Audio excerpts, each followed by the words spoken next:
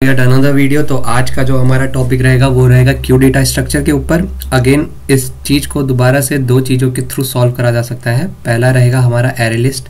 ठीक है, array list को हम सबको पता है कि एक एरे के फॉर्मेट में हम इसको टेढ़ा करके लिखते हैं और उसके अंदर डेटा स्ट्रक्चर डाल देते हैं। और दूसरा तरीका जो हम प्रेफर करते हैं हर बार के लिए, लिंक लिस्ट। थोड़ा टिपिकल रहता है, टफ रहता है, लेकिन हम इसी अप्रोच के साथ जाते हैं ज़्यादातर टाइम। ठीक है, तो जिनको एरे लिस्ट का कॉन्सेप्ट नहीं पता है वो ये देख लो कि एक एरे इस फॉर्मेट में रहती है। और एरे लिस्ट इसका नाम क्यों है, क्योंकि ये कलेक्शन जो इंटरफेस है जावा का, वहाँ से हम इसको यूज़ कर रहे हैं। ठीक है, और लिंक लिस्ट का हमने पूरा का पूरा इम्प्लीमेंटेशन करा हुआ है।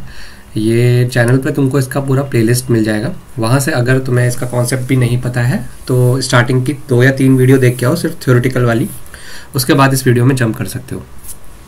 ठीक है, तो इन दोनों में जंप करने से पहले हमको ये समझना पड़ेगा कि क्यू डेटा स्ट्रक्चर दिखता कैसे है, होता क्या है। ठीक है, तो इसको हम समझने के लिए एक एयरपोर्ट का एग्जांपल लेते हैं। ठीक है, एयरपोर्ट में क्या होता है, जब तुम लोग एयरपोर्ट पहुंच जाते हो तो तुम्हारा सिक्योरिटी चेक इन होता है। ठीक है, एक ऑफिसर खड़ा होता है जो तुम्हें स्कैन करने के लिए खड़ा रहता है। ठीक है, जब तक वो हैंड सिग्नल स्टॉप का करे रखता है तब तक तुम उस लाइन को क्रॉस नहीं कर सकते, उसके पीछे लिखा रहता है स्टेप बैक।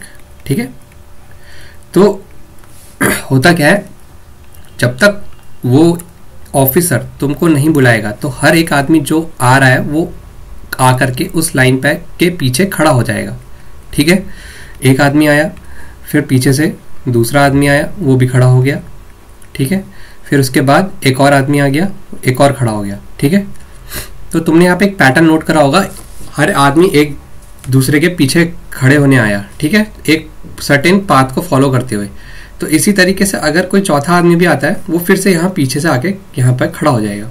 ठीक है, तो ये जितने भी आदमी यहाँ पे ऐड हुए, इसको प्रोग्रामिंग लिंगो में हम क्या बोलेंगे, इसको बोलेंगे हम डी क्यू। क्या बोलेंगे, सॉरी एन क्यू, मतलब ऐड करा तुमने, एन क्यू।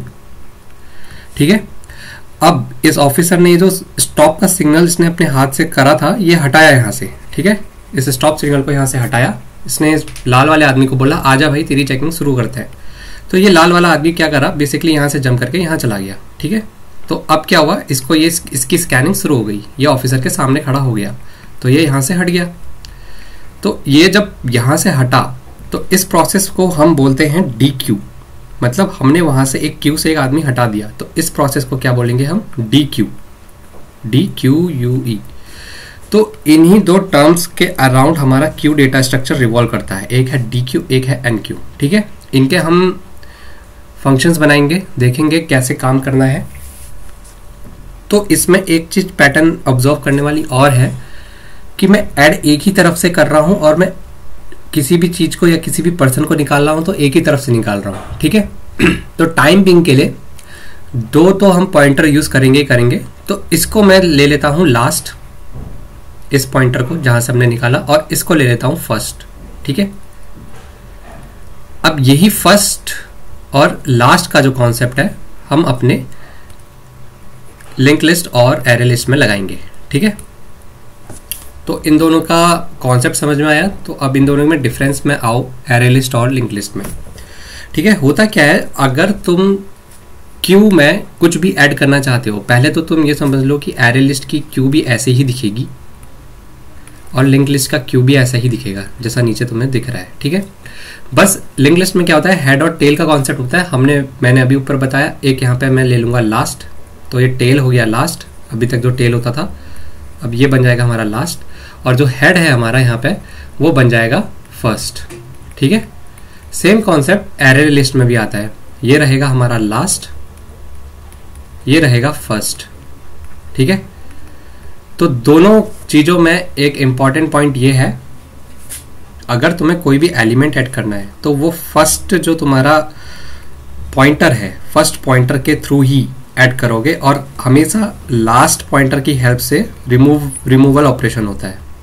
ठीक है, अभी हमने एरे लिस्ट और लिंक लिस्ट को काफी डिटेल में पढ़ा हुआ था, तो उसके बिग ओ नोटेशन हमने देख लिए थे, बिग ओ ऑफ एन वगैरह देखा था कि कैसे काम करता है। अगर लिंक लिस्ट में तुमको कोई भी एलिमेंट लास्ट में ऐड करना होता है ना, यहाँ पे को, तो तुम्हें O1 स्पेस लगता है।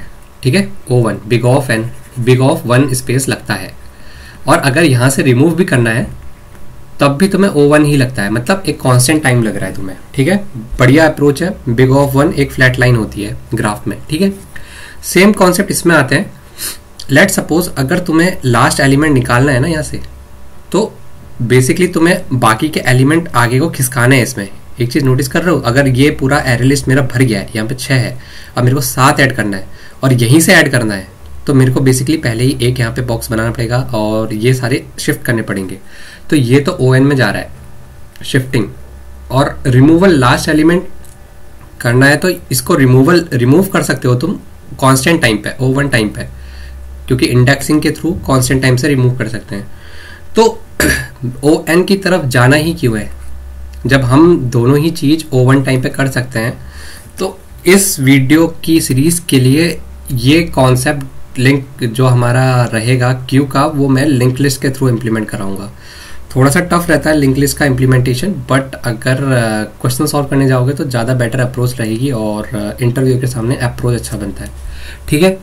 तो ये तो इंट्रोडक्शन वीडियो था इसका एज सच इम्प्लीमेंटेशन कुछ नहीं है अभी के लिए, और इसका विजुअलाइजेशन यही है कि एरे लिस्ट और लिंक लिस्ट जैसा दिखेगा, जस्ट की नेम अलग हो जाएंगे। यहाँ पे 2 पॉइंटर यूज होंगे, एक फर्स्ट और एक लास्ट। सेम एरे लिस्ट में भी होगा लास्ट और फर्स्ट। अच्छा एक चीज़ और, ये इंटरचेंजेबल है, ठीक है। ये फर्स्ट यहाँ भी आ सकता है और लास्ट यहाँ भी आ सकता है, ठीक है।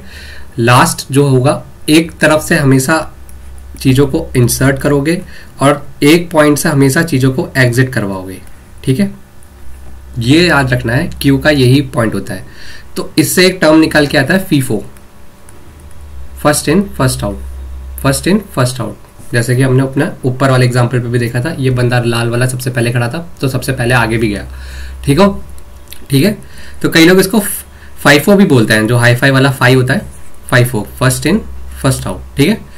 तो ये तो थ्योरेटिकल हो गया पार्ट इसका। अगली वीडियो से हम इसमें देखेंगे, हमको इम्प्लीमेंटेशन करवाएंगे क्यू का लिंक लिस्ट के थ्रू, उसके कंस्ट्रक्टर बनाएंगे, उसके बाद NQ DQ के मेथड लगाएंगे और रिवर्सल देखेंगे, उसके बाद लीड कोड के क्वेश्चन पे जंप कर जाएंगे।